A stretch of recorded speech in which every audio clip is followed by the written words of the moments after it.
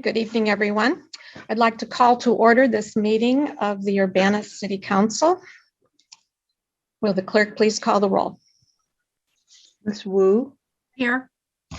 Mr. Sachs, Here. Ms. Hersey, Here. Mr. Brown, Mr. Roberts, Here. Mr. Colebrook, Here. Mr. Miller, Mayor Barlin. Here.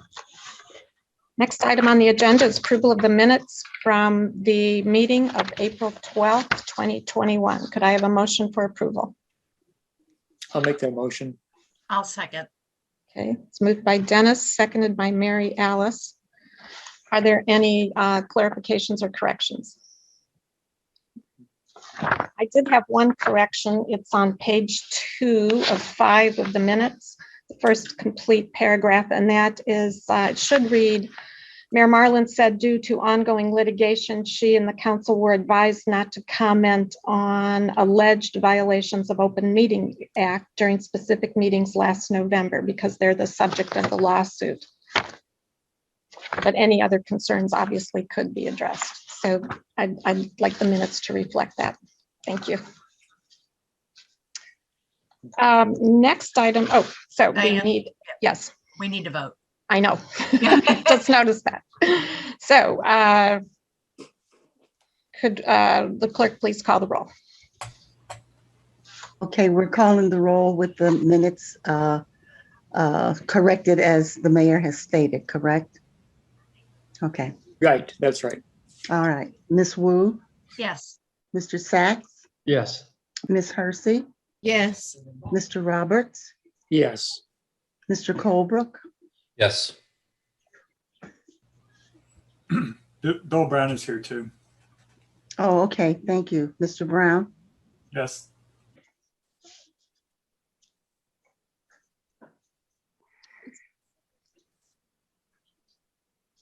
okay, and that's it, I think. I don't see Mr. Miller.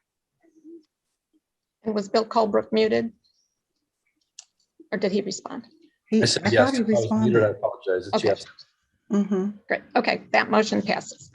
All right, next item on the agenda is continuation of our new council member training session. And tonight we will be hearing from the Urbana Police Department and the Urbana Fire Department. So we'll begin with the Urbana Police Department. And presenting for the department are Chief Seraphin and Deputy Chief Rich Searles. Good evening, council members and future council members. As I was thinking a little bit about this as we were getting prepared, I thought, well, most people know what the police department does. But tonight we'll hopefully give you a little bit sort of the general layout. So for those who don't know me, my name is Bryant Seraphin. I'm in my 27th year here at the police department. And I have been in a variety of different capacities, both in patrol, a lot of time in the investigations division, and then here toward the end of the career, as one does, spend some time in administration. So tonight we're going to walk through. We don't have tons of slides to bore you with, but we do have about a dozen that I think will maybe help to illustrate a few points. And hopefully this will be meaningful as we move through. So if I can successfully share a screen, I'm going to attempt to do so.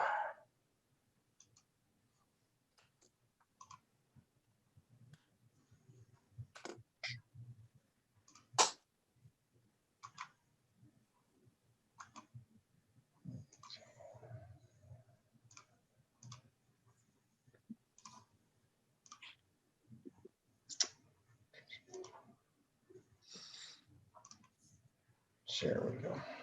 So I hope everyone can see this lovely shade of orange. And we'll go ahead and go through some of our, we're going to go over, I guess, quickly some of the divisions that we do have here. So very simply, this is an organization chart. So at the very top is our administration. Of course, we respond to the council and to the mayor. The department technically has 3 divisions that actually get all of the work done. You will see the patrol division here, and it's the first one as we go from left to right because it's the backbone. Those are the officers who respond to all of the calls for service. As you can see, we have the criminal investigations division and then our services division. So we have three main divisions that serve under administration, that take direction, and we all report to, of course, the mayor and the council. Our current staffing as allotted is on the screen now. We do not have all of these positions filled right now, but we do have 59 sworn officers and 14 civilians. You will see them sort of scattered throughout the slides as we move through them to kind of give you a sense of where the staffing is at. But if every position was filled, these would be the numbers. Administration. This is we will be the people that you see most often, council people. You will see the chief, you will see the deputy chief. We will have others that you'll get a chance to see and interact with at meetings and whatnot, but predominantly those duties fall to the chief of police and the deputy chief of police. We do have an assistant that helps keep our operation moving, but this is the smallest of all the divisions that we have. So this is our patrol division. Again, like I said earlier, it is the biggest of the three. It is the division that normally starts all of our police calls for service. On Christmas, on New Year's, these are the officers. These are the people who are working. We wanted to do a super deep dive, but we did want to give you a sense of how many calls for service we actually have. And I was digging back through some stats, and we actually in 2013, I think, had 32,000 calls for service that year. Generally speaking, we're in the 25 to 30,000 calls for service per year, generating somewhere in the neighborhood of 6,000 to 8,000 police reports. Because of the span of control within this patrol division, we have 2 lieutenants who oversee this area of the department. There are 10 sergeants who work there, and then ideally we would like to have 28 patrol officers. That's sort of the quick layout of the manning of this. If you didn't know, the police department back in December of 1998 went away from a traditional 8-hour shift. So at that time, we had officers would work generally 8 hours at a time, 7 a.m. to 3 p.m., 3 p.m. to 11 p.m., and then 11 p.m., the midnight or the graveyard shift from 11 p.m. until 7 in the morning. That, in an attempt to maybe alter our working environment, I know that was a piece of it. I was a very young patrolman at the time. We went to a 12-hour shift plan. And so in a 12-hour plan, the dynamic of the officers working is simply half of the department is working within the patrol division, and the other half is off, and they do it 2 days, and then they go home. So we have a blue team and a gold team. And while blue team is on, the gold team is off for 2 days, and then they switch, and there's a certain pattern essentially of 2 on and 2 off, and then 3 on and 2 off. And it gets us to 80 hours in a 2-week pay period. But that is something that has been absolutely beneficial for us as a department. As a matter of fact, we were one of the first ones around who tried this. And where the pattern works out is the officers do get, they have to work a 3-day weekend, but the following weekend they're off for 3 days. And that is something that's valuable to the employees, to their human resources. I did get a chance to see the human resources and slides, or excuse me, I guess presentation last week. And I think that's important to note that that's something that our employees do enjoy and is helpful for their personal lives. So just thought we should mention that again. Our guys work 12-hour shifts. The investigations division investigates, of course, the more serial, the more violent crime, the things that take more time, a lot of death investigations and those types of things. That division is run by one lieutenant, but he has, as you can see, quite a few different areas of expertise that report to him. All of our property and evidence is under the investigations division. And so if someone were to turn in lost property, if someone were to look for something lost and found, it follows its way ultimately to the investigations division through the evidence custodian. We have an assistant, an administrative assistant there. And of course, we do have two detectives who are assigned to the street crimes task force. That was a task force that was created back in 2015 by the chiefs at the time, who wanted to try to assist and deal with the investigative enforcement side with some of the gun issues that were happening, and their work is ongoing, is ongoing now. So those would be this total staff that work with the that work in the investigations division. And finally, our third division is the services division. Currently, that is headed up by Lieutenant Matt Bain. And this essentially is a civilian support of all the department activities. I'm going to jump to that big number in the middle, the 6 police service representatives. Those are the people who answer the phone here when you call the non-emergency number. And they route all of the concerns into the department, and then try to and have to do the initial triaging. Sometimes they transfer that call out to dispatch. One common thing that sometimes comes up is the idea of a dispatching and the 911 calls. We do not dispatch our own calls. Champaign County uses a multi-agency approach when it comes to dispatching.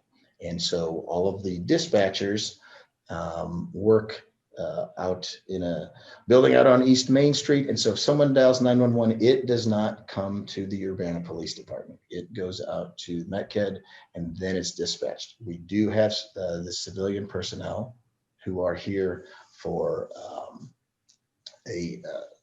most of the day. We are not the civilian staff. We are not 24/7 operation.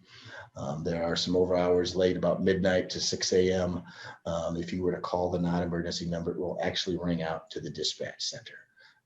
And then they can coordinate. We do have police here, as I've said, 24/7, but we don't necessarily have civilian staff here. We have one animal control officer who's here.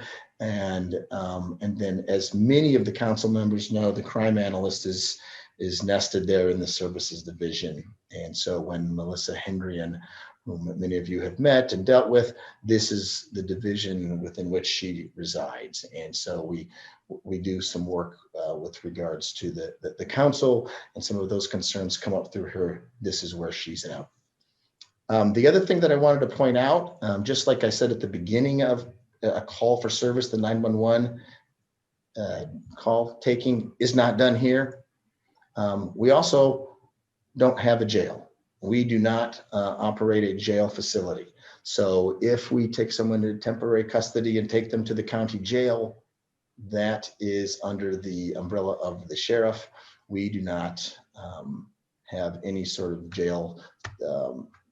We do not run the Urbana Police Department, does not run a jail. So sometimes there gets to be some confusion. People might call us and say, hey, my so-and-so was arrested. Can you tell me about where they're at? And we refer those matters to the jail. Before I move on to the next, I will quickly ask the Deputy Chief, Rich Searles, if I've missed anything that you think needs to be said here as we move through these, at least these early slides. No, I don't believe so. Thank you. Okay.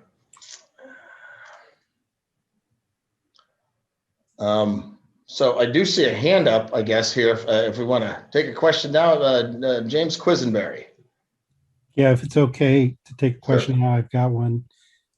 So when you talked about the two groups, the blue and the gold, are the sergeants and the patrol officers theoretically split evenly between the blue and the gold? So you have 5 sergeants in each. Correct. Okay. Yes, And that's exactly right. in the services group, you listed a lieutenant at the top of that, but it didn't include a lieutenant in the head count. Is that one of the lieutenants from the other areas? There should be, there are 4 lieutenants total at the agency. Okay. 1 in investigations, 2 in patrol, just because of the size of the division, and then 1 in services. Okay. And you said that the civilian employees, I assume most of those are in the services area. Is that? Yes, there are a couple of assistants in the other divisions, but most of the civilians are in the services. Okay. And I assume, how does this call, the non-emergency call for services number, how is that staffed? I mean, 6 people, 24/7 doesn't quite. Sure. pan out. So what happens with if someone were to call the non-emergency number and say, there's a fight in progress in the middle of the street, the police service representative, the PSR, would immediately forward that call out to the dispatcher. But are they always there? Is there always one of those on duty? There's always dispatchers are 24/7. Yes. Okay. Now, our police service representatives are not. So if you Okay. called the non-emergency number at 2 a.m. to say there's a fight in the street, Okay. it would transfer automatically out to the dispatcher. All right. And last question for now. Sorry. In the criminal investigation division, are most of those 12-hour jobs, or are those mostly 8-hour a day kind of jobs? That's a good question. Those are a lot of those, not all of them. Most of the detectives all work 4-10s. They work a 4 10-hour shift. So Okay. some of them work Monday through Thursday, others work Tuesday through Friday. And their general hours are 7:30 in the morning until 5:30 in the evening. And the detectives, of course, also then are part of an on-call rotation. So when events happen after hours, at 2 a.m, on New Year's Eve, etc., the detectives are subject to more routine call-outs depending on the severity of the issue. Okay, I lied. I have one more question, and that is, are the detectives part of the represented staff? If represented, you mean the Fraternal Order of Police? Yes. Okay. So Right. yeah, so all of the sergeants and then the patrol officers and the detectives. So our detectives is a lateral appointment. It's not necessarily a rank advancement. So officers and detectives are the same rank, if you will. It's simply linear. And then the sergeants. So sergeants and the line officers are within the FOP Lodge 70. And then the management, the administration, with the management with regards to lieutenants, chief and deputy chief are not. All right. Thank you. Typically, one of the things the typical things that we're asked that we bring before council, obviously budget. I know that was discussed last week. Not to any great detail, but at least that was one of the items that we wanted to bring. Input on changes to city ordinances. So as there have been ordinances that have been passed and then repealed and whatnot, we will be a part of those discussions. Grant funding, when we have grant opportunities, those are other things that we as the police department will bring forward. Occasionally we'll have memorandums of understanding, intergovernmental agreements. So one of the ones that was passed within the last several months was a police records management system. And that's been something that's been a long time coming and whatnot. So we were grateful that the council saw it fit to help us move that forward. And then other newer programs when we instituted body-worn cameras back in, I believe it was January of 2019. That was another item that we brought to council for education and information. And then occasionally we'll have other things that might rise up that that the council would like to know about. And so whether that's sometimes a recent shootings or some other criminal events, we will try to make sure that everybody's informed. And so we will bring those items to the council. The City of Urbana's boards and commissions. The police department is affiliated with a few of them. Obviously, the Civilian Police Review Board. It's not necessarily our department, if you will, but we obviously have to work closely and collaborate with those folks. The Traffic Commission is another one, and then I think they mentioned this too last week. The Police Pension Board is another board that we are affiliated with. Other city departments, I think, take a lot of the leads on these things, but we are clearly vested in these. And these were a few examples of some of the boards and commissions that the police department works with. Funding for the police department. Most of ours comes through the general fund. And there'll probably be some more coming up as we go deeper dive into the budget process coming up here next month. But there are also other areas where the police department does have some fiscal income. But clearly, far and away, the general fund is the big piece of the pie. There are federal state asset forfeiture processes that we do partake in. The DUI fund will be something that you might hear, or funds that are associated with DUI and convictions, and we have those set aside for certain purposes. There's a cannabis fund, and as a matter of fact, some of our funding comes in from the school district regarding the SROs. So these are the big areas of funding that the police department has access to. There's been a lot of discussion regarding the comprehensive plan. And for me, traditionally, the comprehensive plan seemed to be, well, where is the city going to, geography-wise, going to move and exist? And are we going to build a new building somewhere? But I think what's interesting for us is as we try to think about some of these public safety issues holistically and to the safety citywide, and to how do people feel about certain things? So, and so we've tried to take some of what we hear at the council and inject that into our work. Whether it's with our traffic stop pilot program that we started in January of this year, whether it's our adoption of the 10 shared principles from the Illinois Association of Chiefs of the Police and the NAACP. Whether those are things that we look to in maybe in the more traditional sense of a comprehensive plan, for instance, physical environmental changes. So whether it's street lighting or whether it's traffic intersection construction and some of the physical things that can that we do. So we wanted to at least mention some of that. We'll go a little bit deeper into the next slide when we talk how we work together with some of the other departments. But whether and then of course for us, any comprehensive plan has to involve community involvement for us, whether it's neighborhood watch and volunteer efforts. A lot of ways that we try to do certain things, and this wasn't necessarily a list of everything that we do, but just to kind of give a sense to how the police department sort of fits into some of the comprehensive plans and some of those goals and strategies. I thought we talked, and one of the other things here that we were having some discussion on was how the joint city efforts and how do we sort of work together and with all the other departments. And I was thinking about something even as simple as, like, if you look at the fire department there, sometimes we help the fire department just something simply as directing traffic so people aren't driving over the fire hoses. Sometimes it's rather involved and complex, working an arson investigation that we work with the fire department. Our public works department, we do lots with them. Lots of planning for special events, lots of barricades, lots of safety concerns in that particular area. And then of course, emergency issues.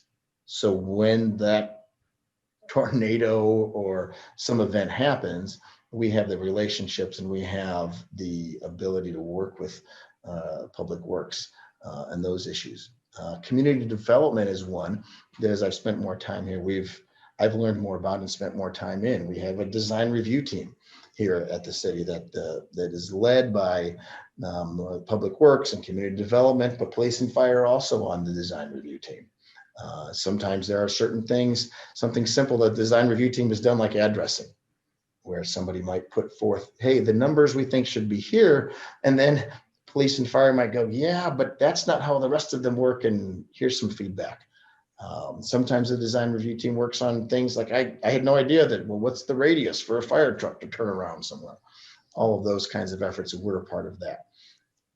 The police department also works and helps with problem properties, so that we can try to work with landlords to take care of things at a lower level, to make sure that we can address some of the concerns, and try to work with landlords when we have some issues. And sometimes it involves enforcement, and sometimes hopefully it's conversations, and it's education, and it's collaboration. Finally, even the executive department, when we, obviously with the mayor's office and policy direction and those kinds of things, but I wanted to put information technology, because I will tell you, there's no way body cameras work at the city without IT support and without IT folks helping us try to make the decisions that need to be made and understand the costs and understand how to do things safely and effectively from a cybersecurity standpoint. We spend a lot of time with information technology folks in working together and side by side. So I think that is the majority of the slides that I wanted to say. I figured there might be some questions, and hopefully Rich and I can do our best to answer a few of those and still leave a little time for our fire department brothers to take over coming up here next. We could take a few questions at this point if you have any. Bill Colbrook? Chief, how many vacancies do you have, whether it's police or civilian? Right now, I believe there's two open civilians and 3 open officer slots. Thank you.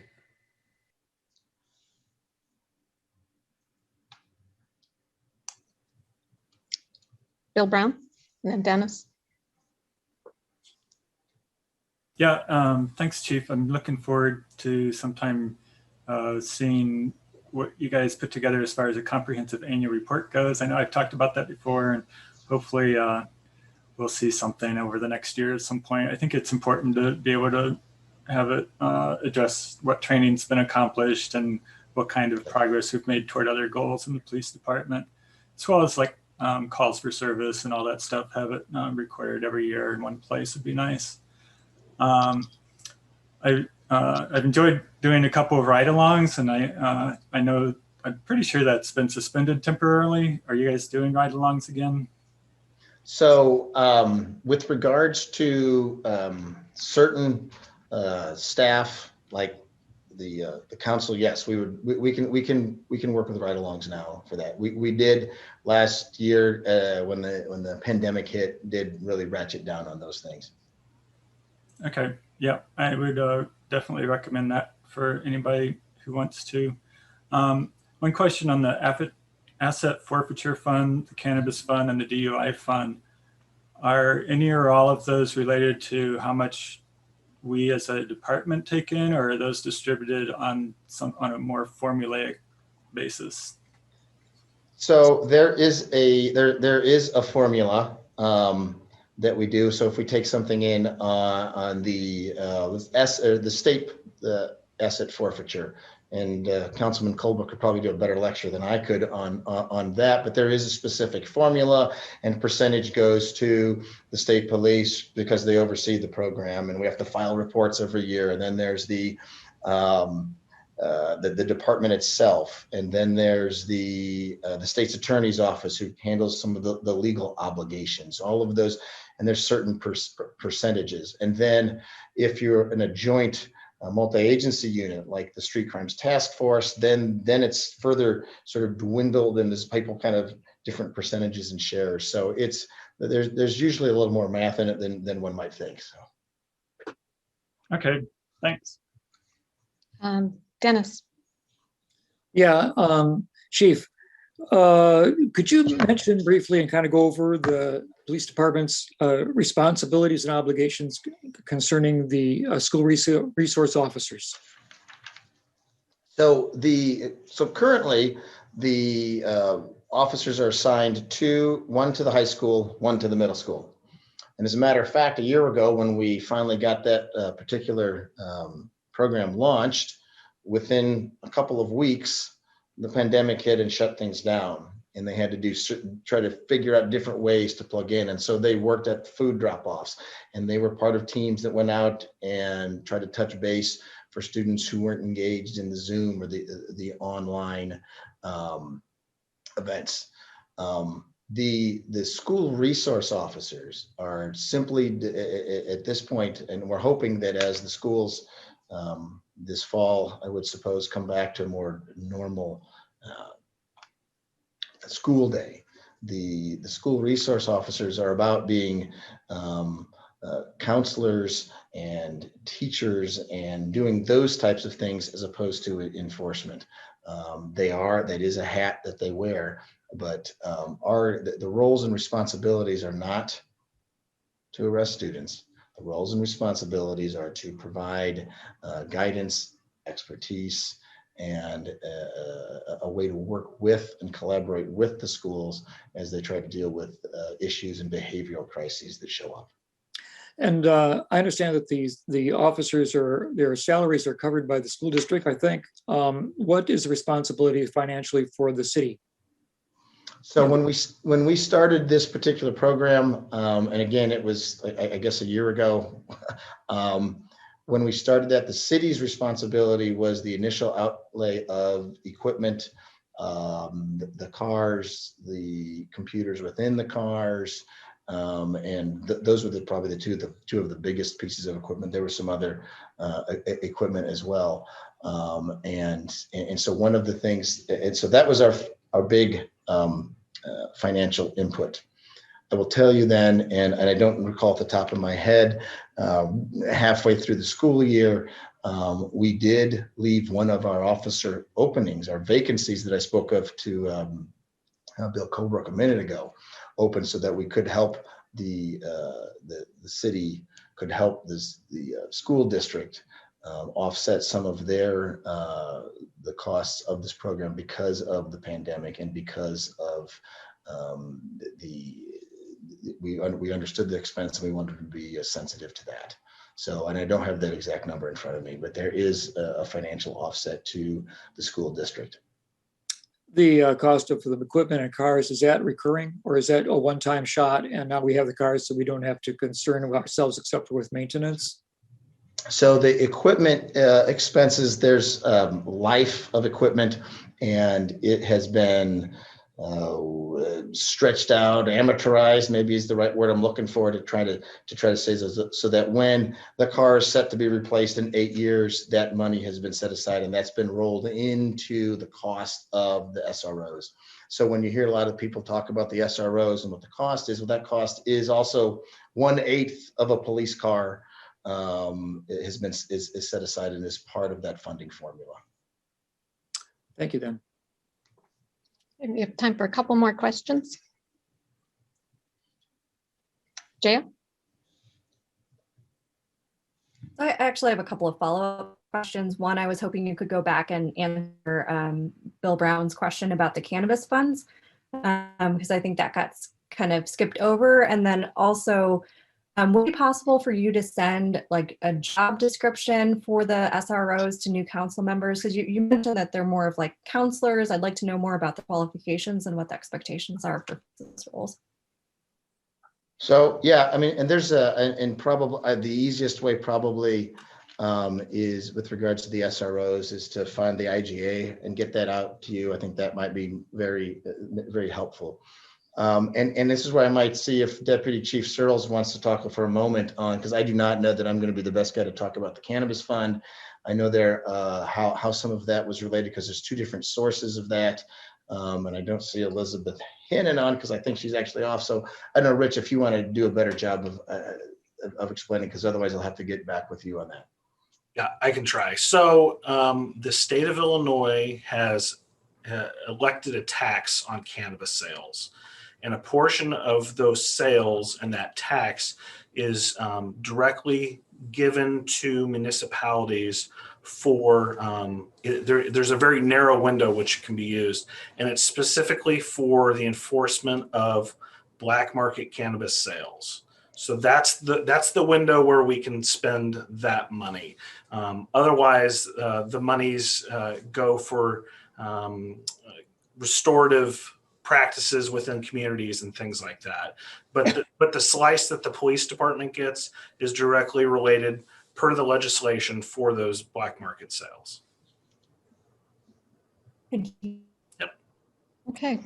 I think in the interest of time, we'll move on to the police department. One thing I think it's important for folks to know is that, well, as mayor, I also serve on the MetCAD policy board, and I learned a lot about the administration of the dispatch system. And the city of Urbana, along with the other participating agencies, are charged for the dispatch service based on the number of calls for service. And this past year, they used the 25,000 number, approximately 25,000 as the basis. So we pay close to $800,000 a year to MetCAD for the dispatch service, so that when people call 911, somebody is always answering the phone. But that's also part of the police department budget. Okay, well, thank you, Chief and Deputy Chief. And we'll move on to the fire department and Chief Luss. And is anyone else joining you, Chief? Yes, Deputy Chief Dade should be on here shortly. Okay. He should be coming in. He did have to travel on to home, but he should be getting on here shortly as well. Okay. So, good evening, Mayor, Council. Appreciate the opportunity to be able to share a little bit about the Urbana Fire Department with you. I'm going to share my screen here. See if I can do it right here.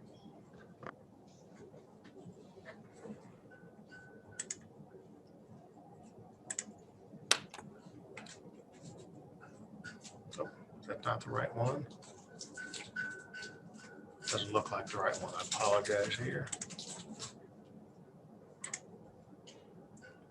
That's what I get for having too many screens up. No.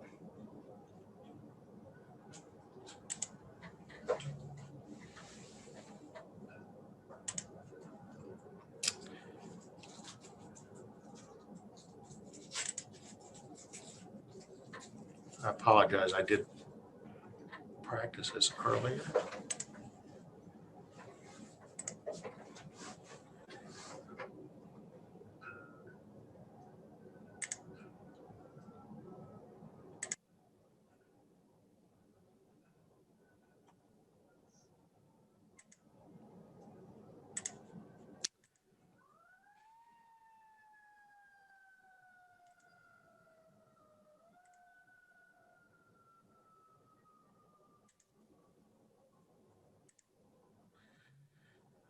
I'm going to get it, I promise.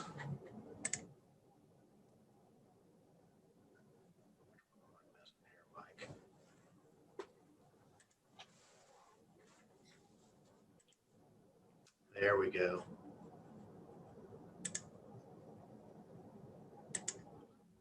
Okay, can you see it okay? Yes.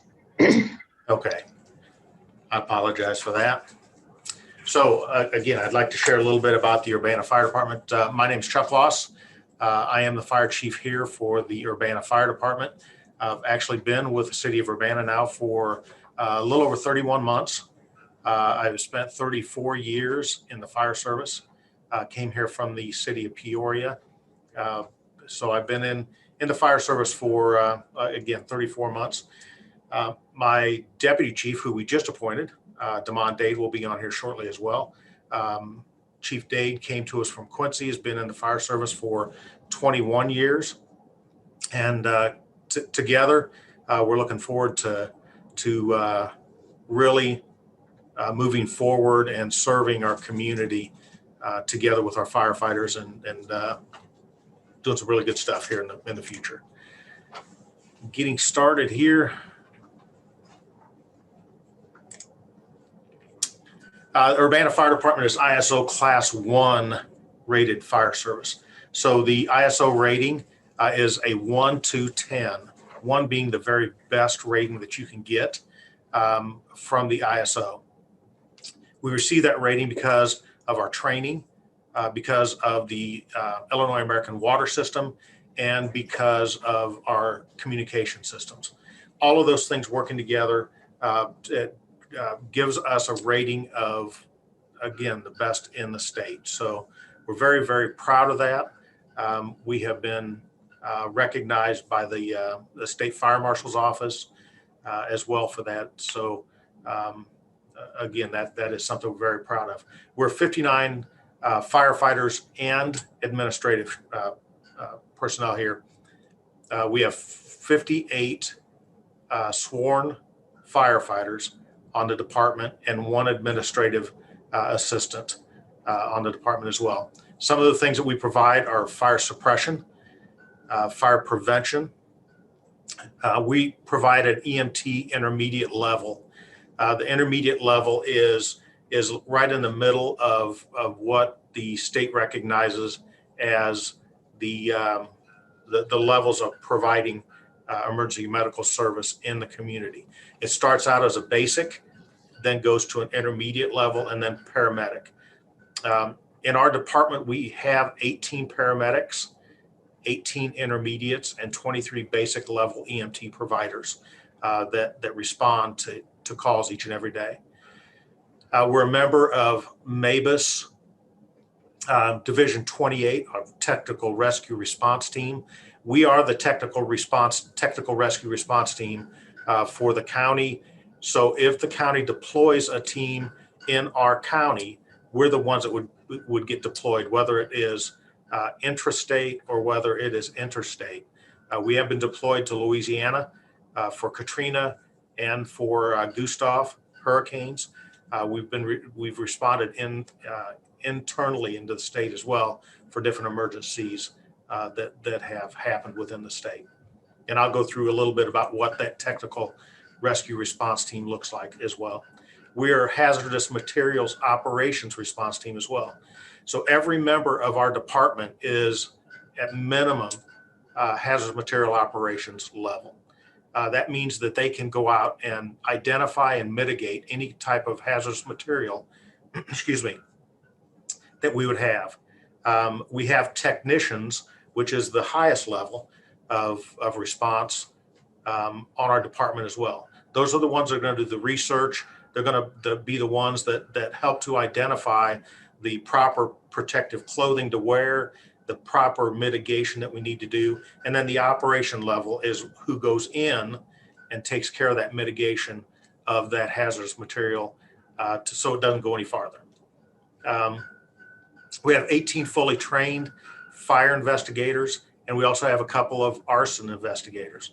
The arson investigators are a little bit different because they go to PTI to do the interviews, and they are able to go a little bit further into the investigation process.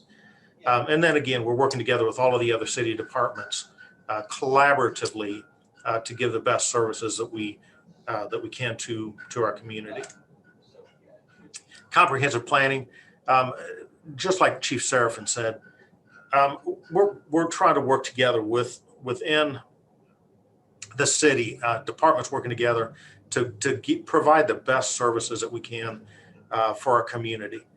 Some of the things that we're doing that are providing some of those services, working together with some of our internal stakeholders, are completing the Home Fire Life Safety Program. It's what we call the HFLS program, HFLS. And it's going door to door and knocking on doors and checking smoke detectors, checking CO detectors, going through a home if we're invited in to do a fire and life safety walkthrough so that we can provide our community the best opportunity for helping them out with some life safety. The prevention Bureau is working with community development on a regular basis on building plans, on working together collaboratively there to assure compliance from the start of the project. The one thing we don't want to do is get this project in motion and then have to go back and tell people that they have to tear things out. It's not a good look for us. It's not good services for us as the city. So we try to get that on the very start, on the very front end, and work together to help that work. We work with Public Works to determine the replacement plan for our fire stations. Station number 2 and station number 3, both been identified in the master facilities plan as needing to be replaced and very, very soon. So we're working with Public Works to determine what those locations look like, what those buildings are going to look like, and again, to put those buildings in place so that they'll be a 50+ year building, something that we're not going to have to look at for the next 10, 20, 30, 40 years, but something that's going to last and be able to serve that neighborhood and the community for the next many, many years. Collectively working together helps to determine the best response times and the services that we're going to provide to the community for years and years to come. We work with our brothers and sisters at the police department to help provide the best services. Again, when we have an emergency, working together creates the safest work environment for those that are around us, the community members that need to pass through there, whether it's traffic wise, but again, to follow up so that we can give them the very best on the back end of an emergency scene. We go when people are having their worst days, and we try to make it a little bit better. A little bit about what we do. Again, much like the police department, we have different divisions that we have, our different services that we provide within our fire department, within your fire department. The Fire Prevention Bureau, we provide, again, those inspection processes, but we do a lot of inspections for businesses throughout the year as well. And I'll talk about that here a little bit pretty soon. Fire suppression and operations. As we kind of jokingly or simply put it sometimes, it's putting the wet stuff on the hot stuff. That is the suppression efforts that we do. Special operations, there are a lot of different things in that special operations. And again, I'll talk about that here pretty soon. I have a slide dedicated to that. Our training bureau is, again, something that we're really shoring up here. One of the things that we have done well is our rank and file, our officers down, train regularly on the basics of what they need to do when they go out on emergency calls. We have committed moving forward that we're going to put leadership training together, that we're going to start creating a succession plan to help build our internal firefighters so that they can be a part of a strong leadership process and be a part of a strong community as well. And then our administration, again, the support for what our operations does every day. A little bit about our org chart here kind of gives a little bit of the flow. We have one fire chief, one deputy chief, one administrative assistant. We have a prevention and education officer at the University of Illinois, our campus prevention officer. And then our fire marshal position right now is a vacant position. The division chiefs on down in this flow chart are 24/48 is what their hours that they work. So they're on 24 hours, they're off for 48 hours. What that equals out to is about a 52.7 hour work week.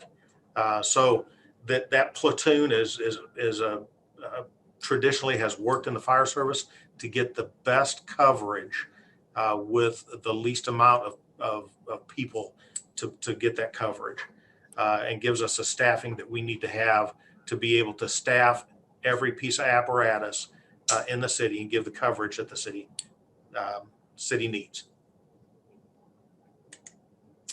Our Fire Prevention Bureau, talk to you a little bit about that. The Bureau itself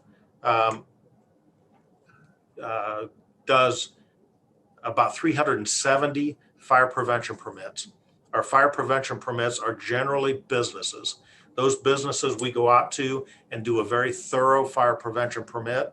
And they come, again, the businesses pay the city to have those permits done, those inspections done, so that they can get their permits for occupancy. Our liquor license occupancy inspections, again, 75 of those that we go out and do those when those liquor permits come up, we go out and make sure that the fire safety is in place for those as well. We do hazardous materials occupancy inspections. Those hazardous material occupancy inspections basically look at the amount of hazardous materials in a facility, and then we determine what kind of permit that they're going to get, whether it's a hazardous material permit or whether it's a fire prevention permit. Again, that level determines what we're going to give them as a permit. The other thing this does for us is it gives us a little bit of insight of what those buildings look like. When we're responding to those things at 2 o'clock in the morning, it's really, really good for us to have an idea of what those buildings look like at 2 o'clock in the afternoon, so that we can see what we're responding into. Public school inspections, we just did. We have a fire marshal right now that is basically working on his days off. He comes in his 2 days off, and he comes in and does a lot of these inspections right now. But the public school inspections, he just completed those, and we worked with the school systems to help better their safety for the students when they get back in session. The general commercial business inspections, 693 of those. Those we involve our companies with, our engine companies and our truck companies. We involve those in those inspections because of the time it takes. One person couldn't get those done. This entirety of what the Bureau has to do. Multifamily inspections are biannually. University of Illinois building inspections, we have 474 of those. Again, our engine company on campus helps with those inspections, but our fire prevention officer is the one that coordinates all of that stuff. Total inspections, we have about 2,164 inspections that we run through the Bureau to make sure that we're staying in compliance. Suppression and operations.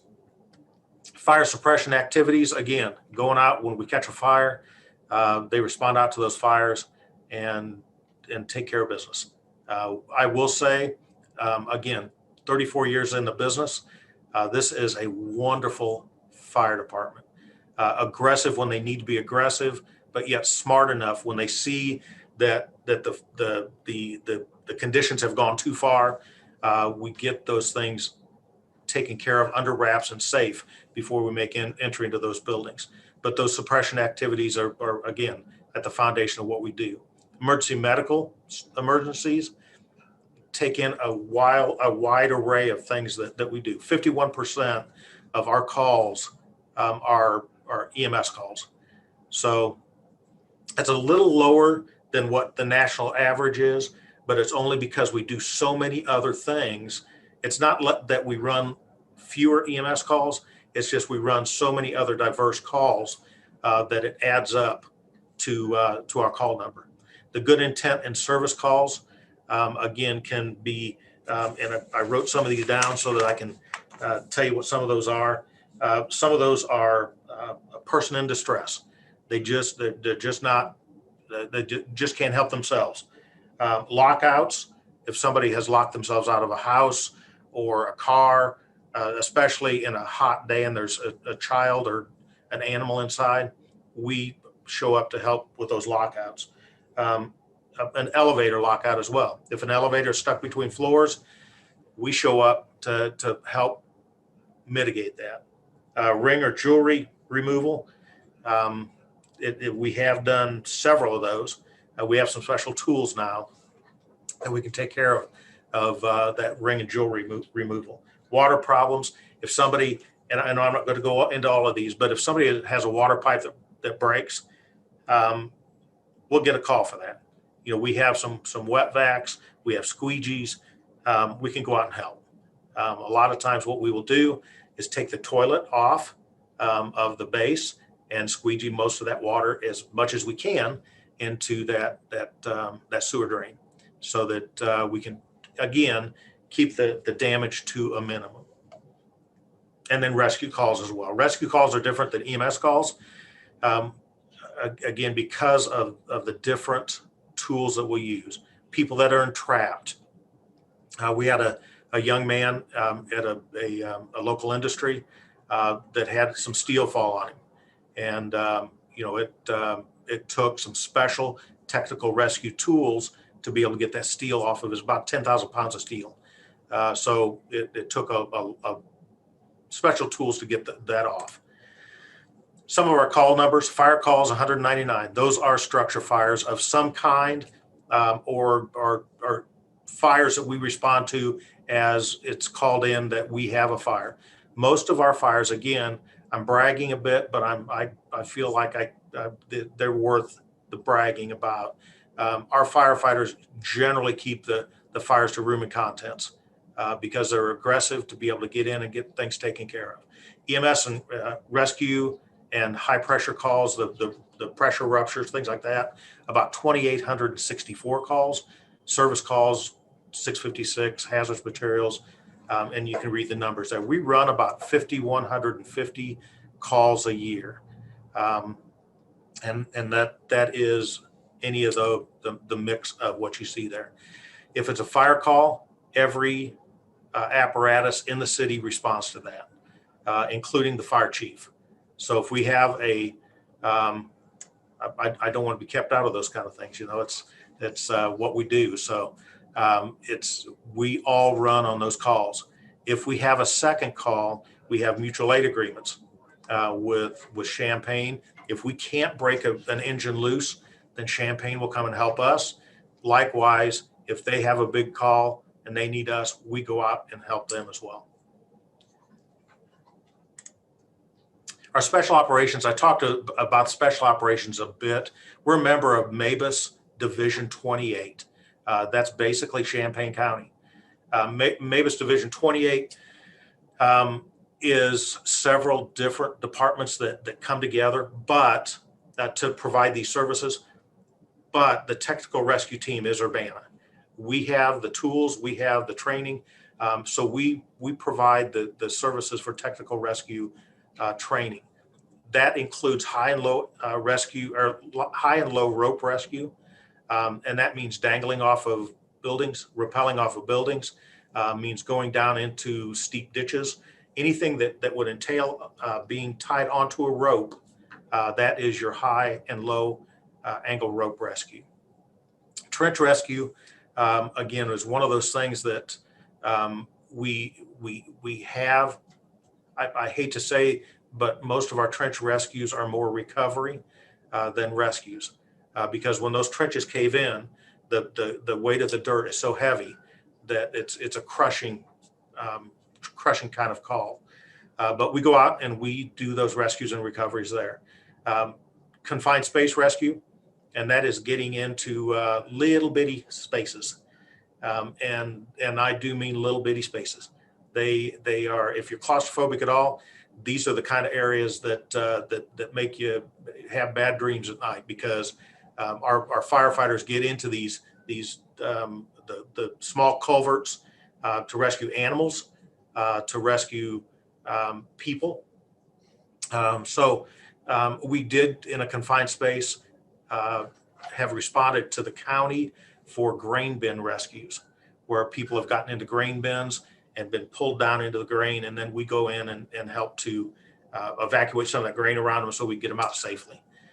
Structural collapse rescue. We see this a lot with hurricanes and tornadoes, but this is a lot of times where you're going to see that structural collapse. Heavy machinery and technical rescue, again, farm equipment, things like that, and water rescue is another thing. We've had some water rescue events.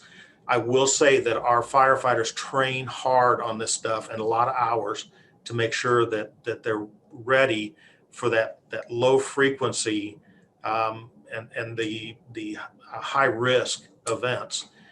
You may not see it often, but the risk is really high, so we have to really train a lot for those.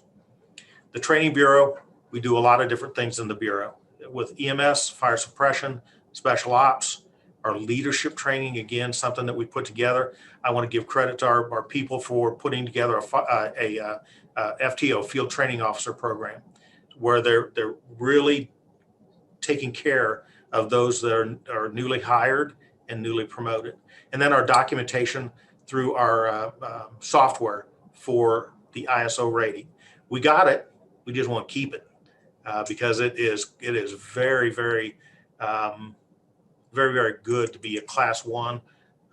So we want to maintain that. So we try to document that as much as possible. Our administration, told you a little bit about that earlier. Our job's pretty easy. Provide leadership and support.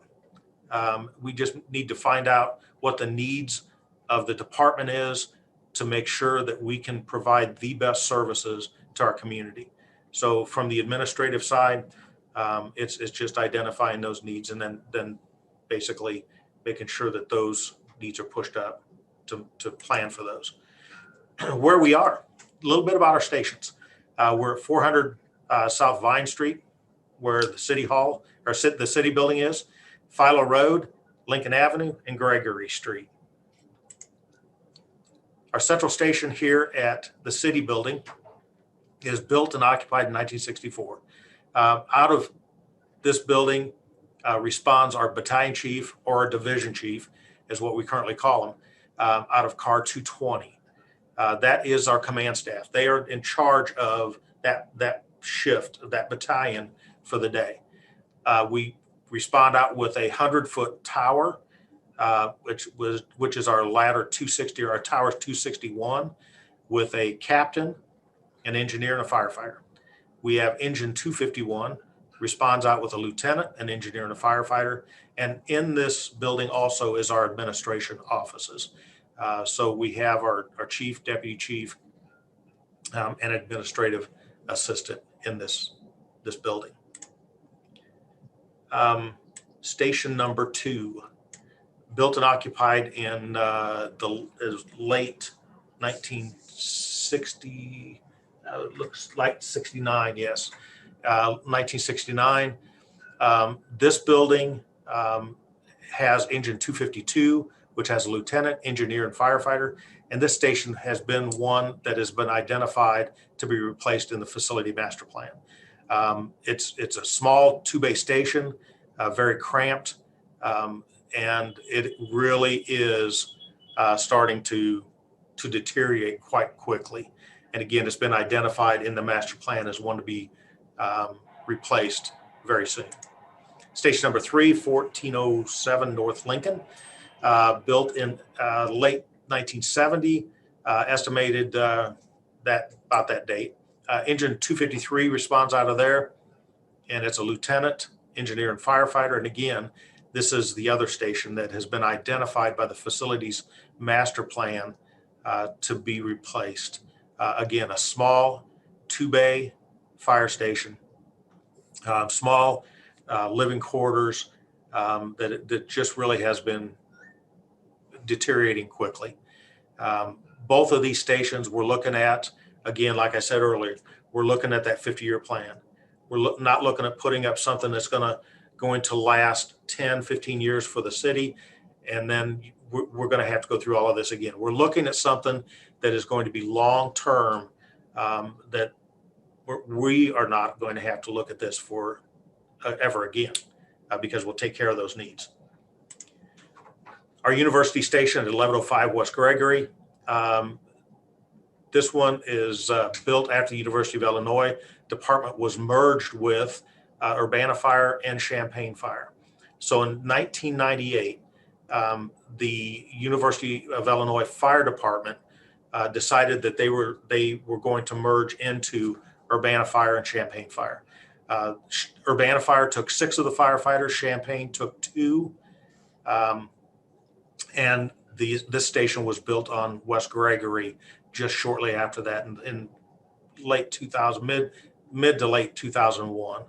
Out of this response 254 with a lieutenant, engineer, and firefighter, and also CAR 212, which is the University of Illinois prevention officer.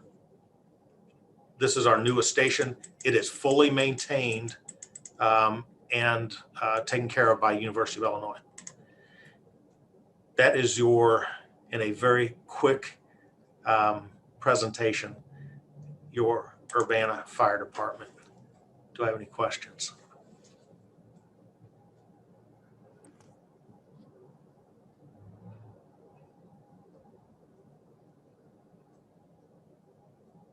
Awesome. Oh, I'm sorry. Bill Colbert. Yeah, thanks, Chief. I appreciate the presentation. I was just curious about the replacement plan for the equipment, the fire trucks. I happen to know that fire suppression equipment, an engine or a ladder, they're pretty expensive these days, and it's a pretty big hit to municipality to pay for an engine or especially pay for a ladder truck.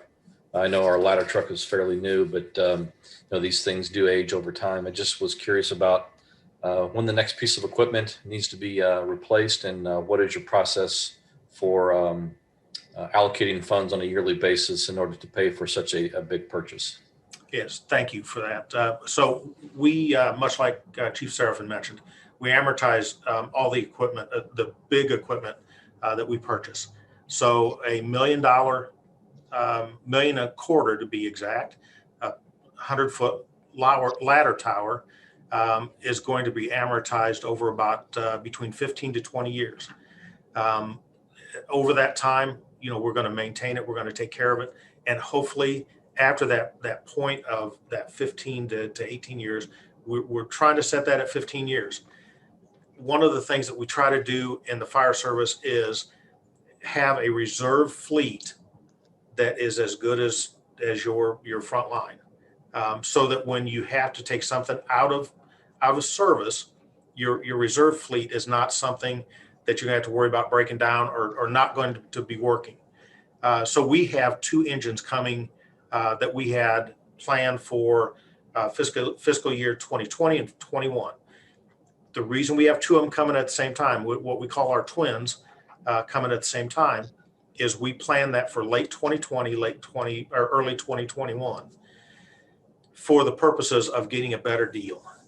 When you buy 2 of them, you get a price break, if you will, for buying in bulk. We did get a price break, pretty decent price break on it, by buying 2 of them together. Those are due here in probably 1st to mid-September. Those will be replacing the engine at station number 2 and station number 3. Those are our oldest 2 engines in frontline right now. But we are going to be working with the manufacturers to make sure that we maintain some good prices moving forward. And we do plan for those replacements years and years in advance. Thank you. You bet. I have time for one more question. Chandra. Hi, good evening, Chief. Good evening. You mentioned the facilities master plan. Has that been published yet, or is that still in process? Yeah, so we have gone through the process, and it is the plan is put together, and I believe, Mayor, that probably is going to be something that the new council members have access to very shortly. Yeah, it's available. So that is in place. What they did was they tried to prioritize each building within the city, and find out which were the ones that were needing attention the quickest. And where can I find that plan? Is it on the website? It's through the Public Works website. We can send you a link to. Thank you. Important to know that over the past 3 years, not only did we do the programming needs assessment, the space needs assessment as part of the overall facilities master plan. So that's one document. We also did the stormwater master plan and the pavement condition assessment. So we're pretty well poised to make really good informed decisions about our infrastructure needs and our priorities for those. So coming out of that master plan for facilities was the need for the 2 fire substations, as well as a storage, indoor storage facility at Public Works to put our very expensive equipment indoors. Right now, most of it's sitting outside, which is terrible. So we are looking at a storage facility, which would also have space for climate controlled document storage. Because the other thing the facilities plan identified was that about 18 or 19% of the space in City Hall was devoted to storing paper instead of being available for use by people and serving the public. So you'll find that facilities plan fascinating if you like that sort of thing. We'll send you the link. And that's going to be one of our guiding documents over the next few years. And you'll also hear a lot about something called the VERF, which is the Vehicle and Equipment Replacement Fund. And that's where departments set aside funds each year to purchase these very expensive pieces of equipment. So, you know, it's a planned replacement fund, and the VERF plays a very important role in maintaining and, you know, making sure we have the equipment and the vehicles that the city needs when they need them. I appreciate the time tonight. I really do. Thanks for your patience getting Sure. Getting my PowerPoint up before the presentation. We've all had that Zoom experience. Well, thank you, Chief. You bet. Thank you. Thanks very much. Okay, we'll move on to public input. Let me switch to the list. Charles Davidson.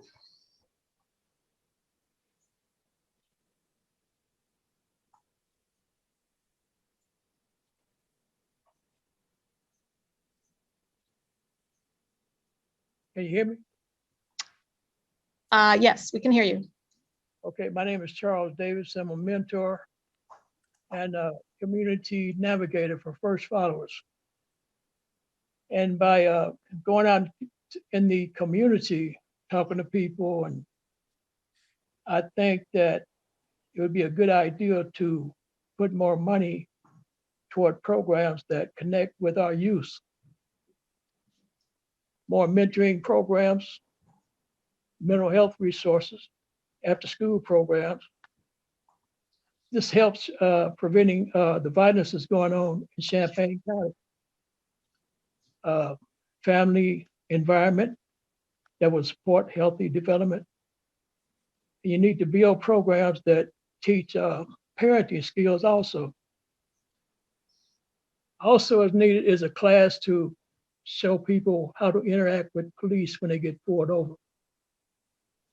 You wouldn't believe how many people don't know what's expected of them when they see them lights flashing and they stop. They just don't know. I think that'll solve a lot of problems. And once the people in our community see that the city really cares about them, I think we'll get a lot more support from our communities, you know, like community watch and stuff like that. Instead of just going in different communities and seeing watch signs, there actually will be people there in their community watching out for trouble or whatever. And as always, the people that's closer to the problem is closer to the solution. And I think you're supporting First Followers. I pray you continue to support First Followers. Thank you. Thank you. Angel Johnson.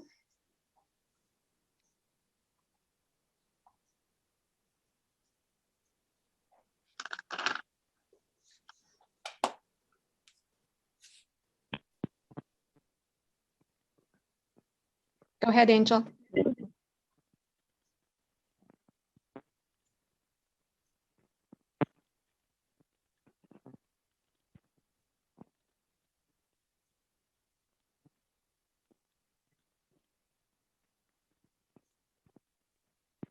Go ahead, Angel. Can you hear us?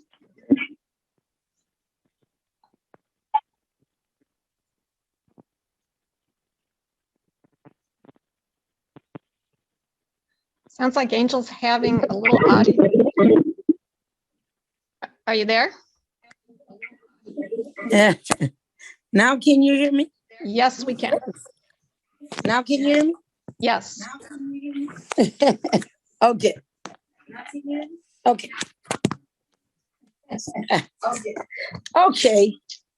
So, good evening, everyone, again. So, good evening, everyone. Okay. So I was calling tonight.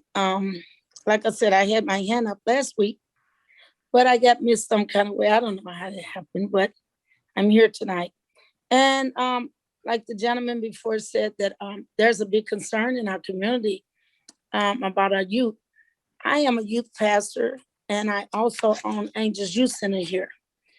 For many years, we have a daycare and we have a youth center in our home. And we do lots of activities.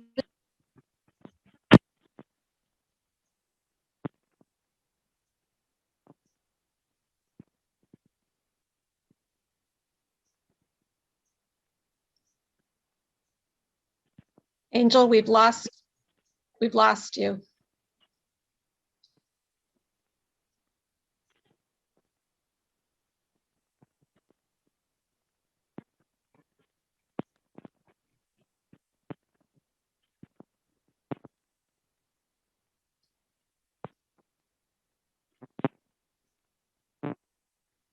We're not hearing you, Angel.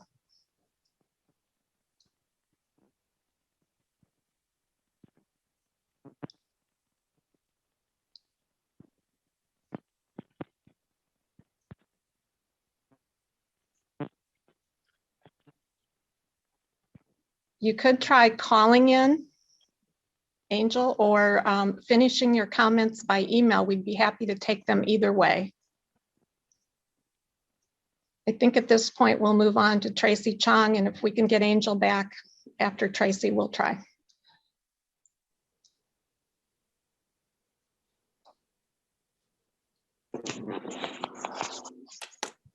Hi, can you hear me? Yes. I'll keep it short tonight. I would like to ask council members, especially the new council members, to tune in to the CPRB meeting this coming Wednesday at 5:30 p.m., where there will be a taser review. I have been bringing up the tasering incident from 2019, which appears to be in violation of UPD's taser policy. But so far, none of the current city council members have shown any concern about the excessive use of violence by Urbana Police Department.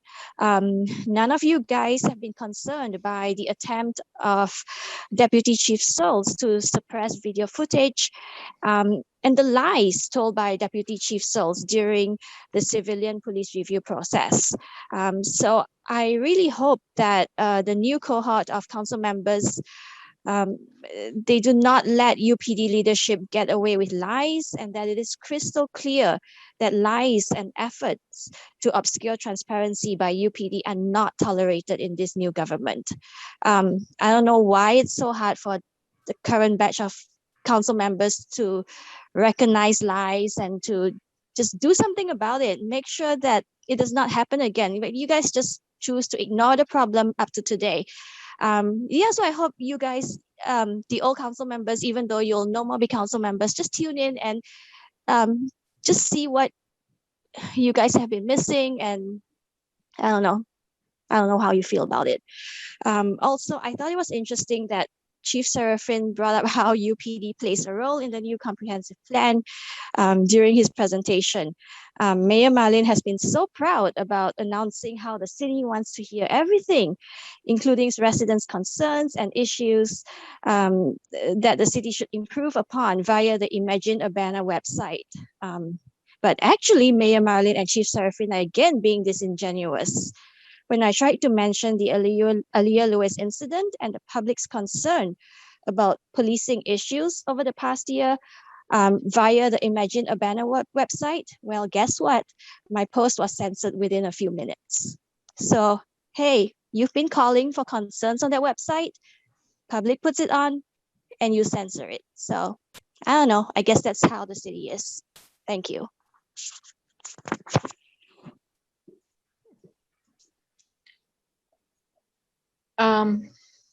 We'll try Angel Johnson one more time.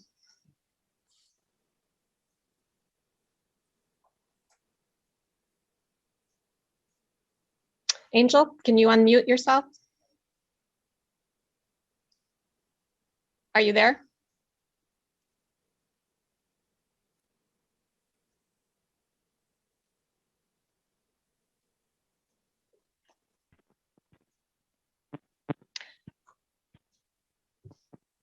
I think we'll move on. Angel, please send your comments via email to the city council, and everyone will receive it. Thank you. All right, we'll move on to council input, communications. Any council member want to make comments or respond to what they've heard?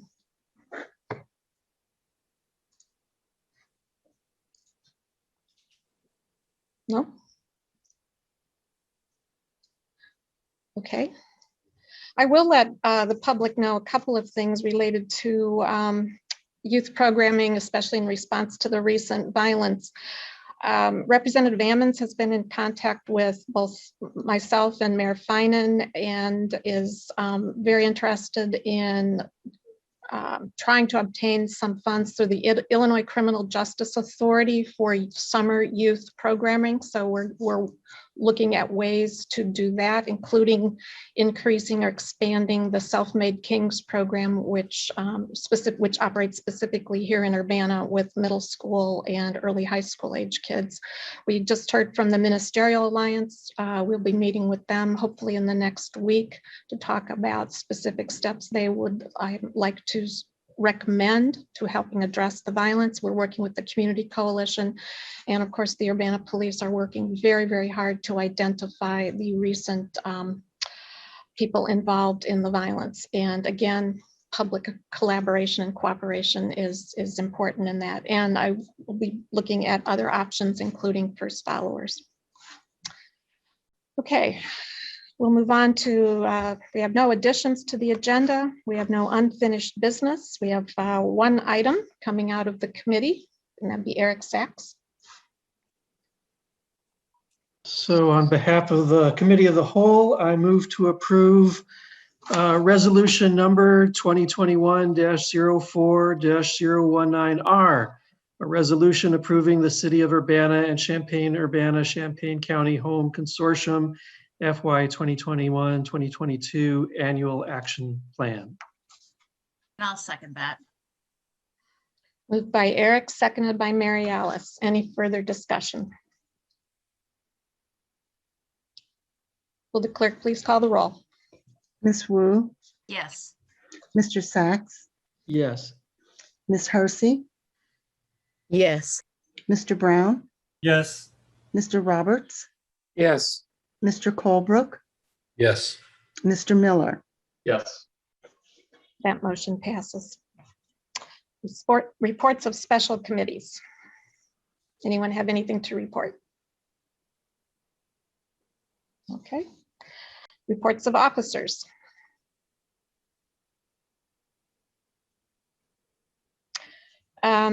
Just an announcement, there will be a COVID vaccine clinic this Wednesday at Salt and Light on Philo Road. It's being sponsored or held by Carl, the Carl Mobile Clinic. It's open from 9 a.m. to 4 p.m. It's a walk-in clinic, so people don't need to make an appointment in advance.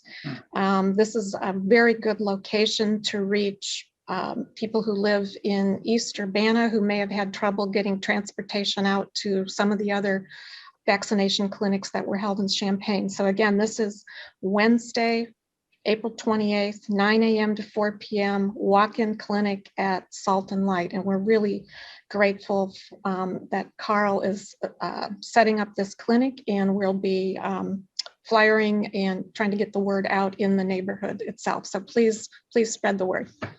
Dennis, you had a Yeah, I'm sorry that when you mentioned that whether there was like special announcements, I forgot to mention that I just been contacted today to announce and share with the public that there is going to be a downtown Urbana May Day art walkabout. That's May 1st. It'll start at 10 o'clock in the morning and go to 5 o'clock in the afternoon. It's being sponsored by the local businesses downtown. It'll feature artworks exhibited at local sites, including Bohemia, the Cinema Gallery, the Gilbert Gallery on Main Street, the International Galleries in Lincoln Square, the Urbana Museum of Photography on Race Street, and the Tom Brewer Gallery. And I think that it would be great for people to enjoy coming out on probably what's going to be a pleasant afternoon and do a walkabout in downtown Urbana. Thank you. And that just reminded me, I have one other announcement, which is more or less a teaser, but on Arbor Day, the city is going to have a very exciting announcement to share with the community. So stay tuned. Last item on the agenda is under new business, and I have two appointments to bring to you for your consideration. The first is an appointment to the UC2B Board of Directors for a term ending June 30th, 2023. And the second is to Tree Commission for the term ending June 30th, 2023.